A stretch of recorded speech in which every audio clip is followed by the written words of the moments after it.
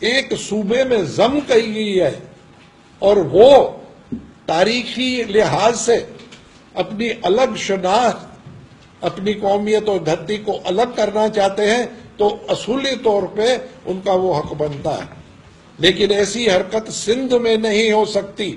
سندھ میں کسی اور کا حصہ نہیں ہے۔ سندھ صدیوں سے سندھ رہی ہے۔ سب سے جھونی قوم سندھی ہے۔ قبل از مسیح 5 سال قبل از مسیح ان کی تاریخ ہے، اس سے بھی آگے۔ یہ دھرتی سندھیوں کی ہے اور اس سے کوئی نہیں چھین سکتا۔ ایک بچہ یہاں کٹ کے مرے گا لیکن اپنی دھرتی پہ کسی کو بری نظر ڈالنے کے نہیں دے گا۔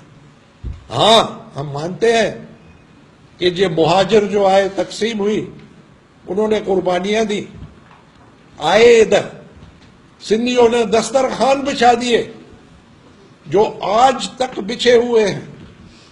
اس دسترخوان پہ بیٹھ کر وہ مالا مال بن گئے ہیں، وہ رولنگ کلاس ہے، وہ گورنر بنتے ہیں، وہ صدر بنتے ہیں، وہ جرنیل بنتے ہیں، وہ چیف سیکرٹری بنتے ہیں، بڑا کاروبار، بینکرز ہیں، زمیندار ہیں، بزنس مین ہیں، وپاری ہیں، سب کچھ ہے۔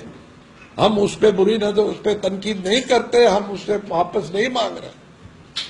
ویلکم، سندھیوں کی دل بڑی ہے، فراخ دلی ہے، پہلے دن سے دسترخوان بچھایا ہوا ہے، اب بھی بچھا ہوا ہے، لیکن یہ بات ہے کہ سندھ میں رہنا ہے تو سندھی بن کے رہنا ہے، اور کسی کا کوئی حق نہیں ہے اس دھرتی پہ۔